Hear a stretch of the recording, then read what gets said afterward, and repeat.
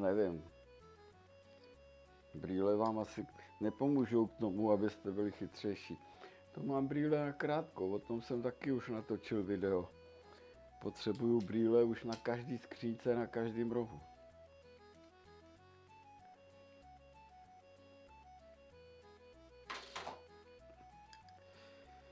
Tak jak jsem říkal, včera ráno jsem jel k zubaři. Jezdím k panu doktoru Štěpánkovi do Třebíče už 30 let. To je zubař, který mě fakt naučil se zubaře nebát. Poctivej, opatrnej, všechno vám vysvětlí, prostě fakt dobrý.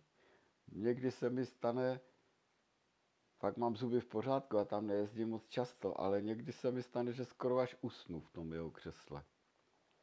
No, mazec je v tom, že prostě včera potřeboval jsem udělat preventivní prohlídku a vypadalo to na 2 blomby, no, tak říkám, tak se objednám. Tak jsem se objednal, ale ne k panu doktoru Štěpánkovi, ten měl do února obsazeno, tak k jeho dceři, u který jsem ještě nebyl, a dopadlo to dobře, šikovná, tak jako tatík. Takže takhle začal můj den. Samozřejmě jsem měl stále čas, to ještě čas, no pak sednu do auta, vyjedu tady za tu naši vesnici a mlha jako kráva až do Třebíče, no tak místo 3/4 hodiny, tak jsem měl 1,5 hodiny. Ale protože znám jejich intervaly, že vás objednají na 10. a dostanete se na řadu až v 11, což mi vyšlo přesně téměř, takže to dopadlo dobře. Takže to byl dnešní den u zubaře, no. Paní doktorka mi to prohlídla, udělala malou blombičku tady, no.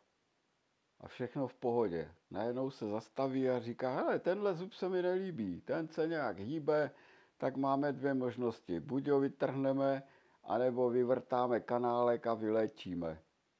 Tak si to rozmyslete a po Vánocích 6. ledna vás tady čekám. Tak dobrý, no. Paní doktorko, můžu jíst cukroví? Ale můžete, to bude dobrý. Tak takhle, no. Nic moc sranda, že? No ale prostě musím vám to pokecat tady, povyprávět. A jaký máte vy zkušenosti se zubařem? Máte taky svýho dlouholetýho? Nebo prostě jak to máte se zubama?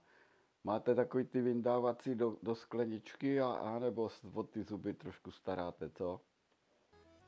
Mě hrozila ta sklenička, no, zavčasu jsem to podchytil ještě. Tak zatím čau. Čus bus.